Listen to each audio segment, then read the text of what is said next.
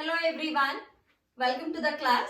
In this video, we'll take up the mitochondria, which is one of the important cell organelles even in the NEET point of view as well as for the PU board examination. So PU board examination, you can actually expect a 5 marks question from this particular topic, that is mitochondria. Describe the structure of mitochondria with a neat label diagram would be the question. So, before moving on to the structural details as well as functions, we'll just see some history part, that is the discovery and all everything. Mitochondria, this was first observed,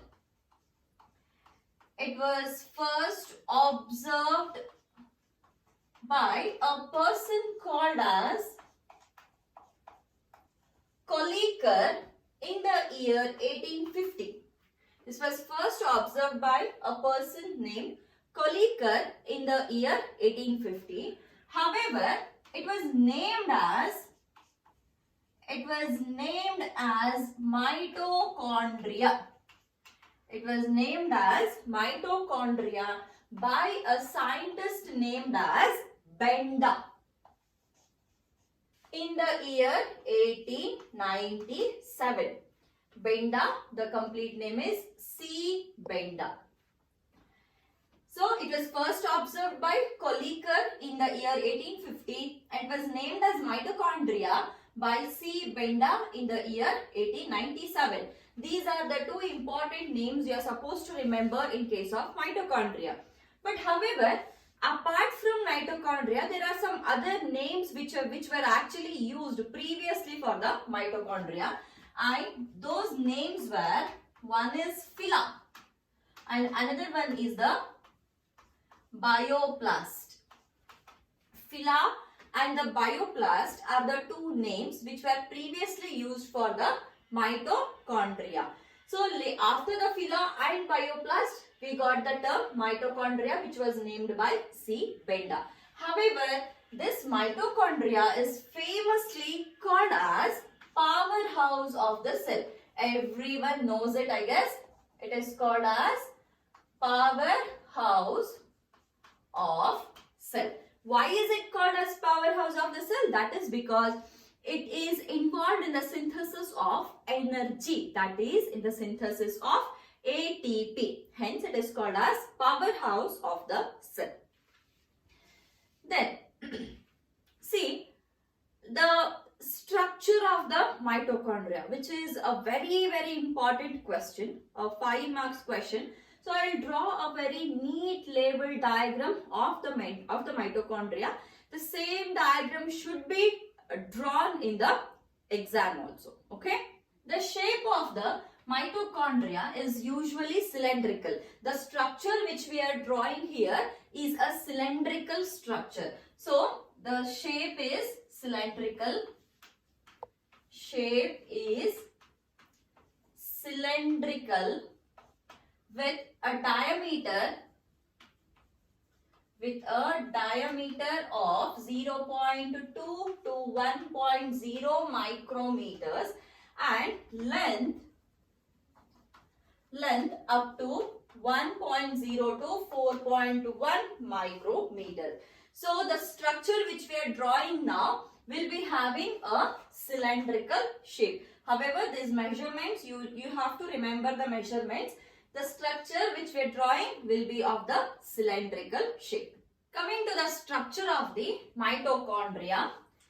Mitochondria, as we have seen, it is cylindrical in shape or it is oval in shape. So here we are drawing a oval shaped structure. Let me first draw the outline here.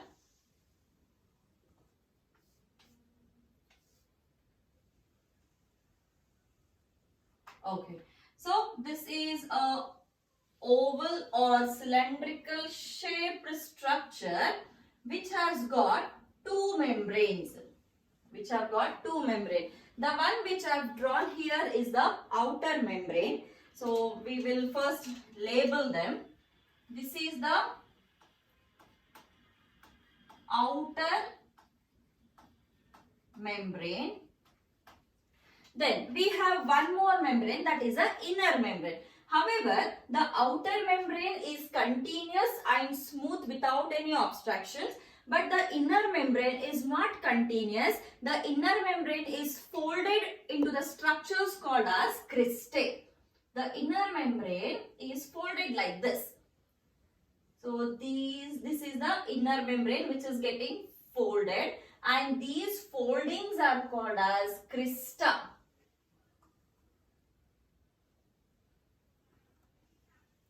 These are the crista, or many people even pronounce it as cristae. So this is the inner membrane.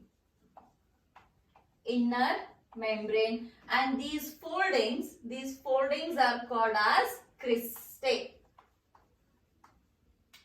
Okay, so let me just show the smaller ones.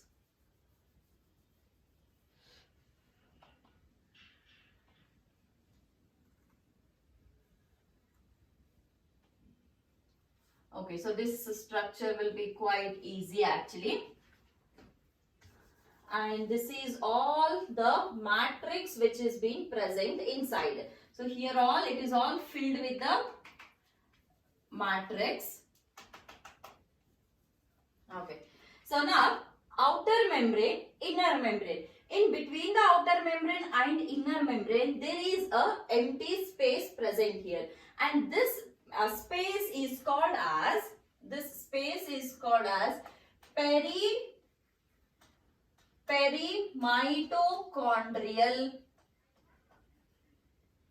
perimitochondrial space, or it is called as intermembrane space. Intermembrane space. Perimitochondrial space, many a times it is just given as perichondrial space also. Perimitochondrial space and the intermembrane space. Now, this inner membrane, this is filled with the matrix. This is filled with the matrix. Then, what all is present in the inner membrane? See, inside the inner membrane, here in the matrix, there are enzymes. In the matrix, the enzymes for respiration are present. Enzymes for respiration, which are the enzymes, that is the enzymes required for the Krebs cycle and the electron transport chain, are present in this matrix. The matrix has got the enzymes which are required for the Krebs cycle and the electron transport chain. In short, I have written it as the enzymes required for the respiration. Apart from that, what is present? Apart from that, we have a circular DNA. This is a circular DNA, which is the DNA of the mitochondria. See, mitochondria, very often it is called as a semi-autonomous organelle. Why it is called as semi-autonomous organelle, I will explain it in a couple of minutes.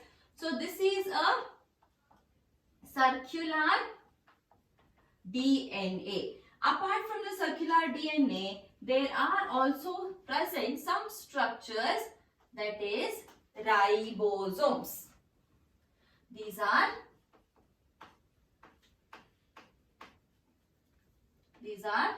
ribosomes.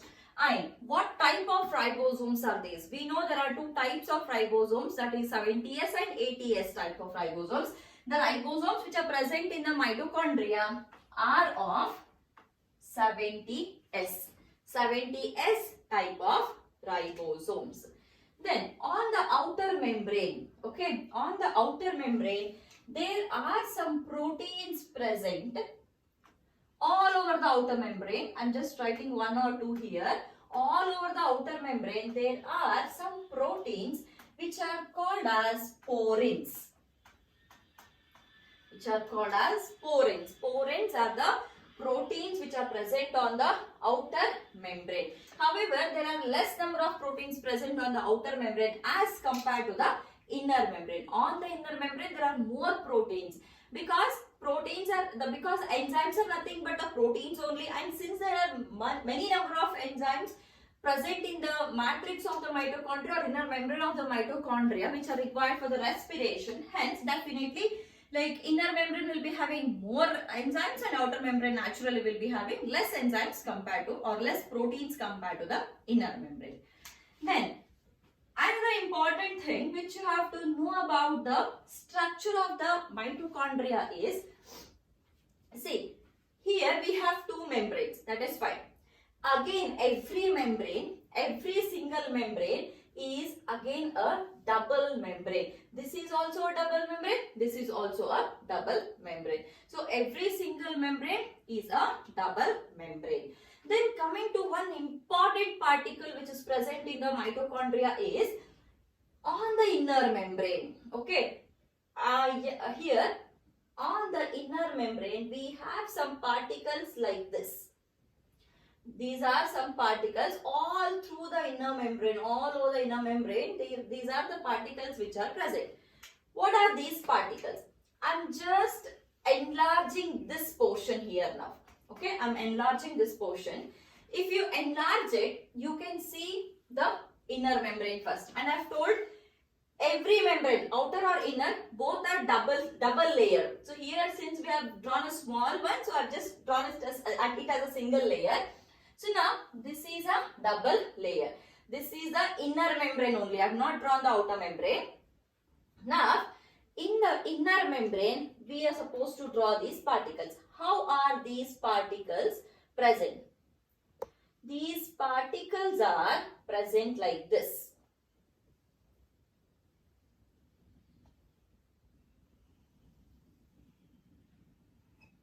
This is how these particles are present.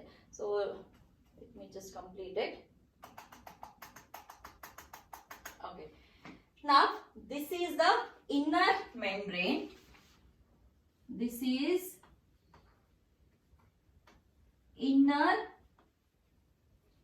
membrane. Now this is the base.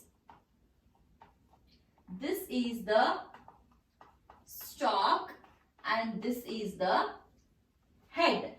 Base, stalk and head of what? The base, stalk and head of this particle which is called as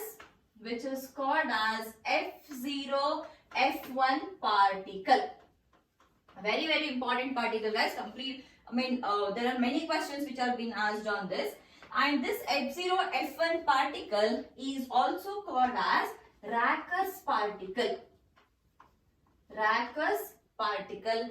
This is also called as oxysomes. This is also called as oxysomes. It is also called as particles of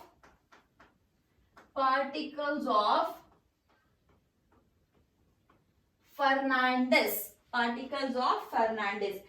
F0 F1 particle, Rackus particles, oxysomes and the particles of Fernandez. These are the other names which are being given to the Rackus particles.